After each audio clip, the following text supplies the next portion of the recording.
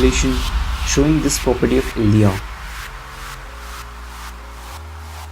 Intensity of light falling on LDR is measured in lux, and this shows the resistance of LDR. So as the intensity of light falling on LDR increases, its resistance decreases, and vice versa.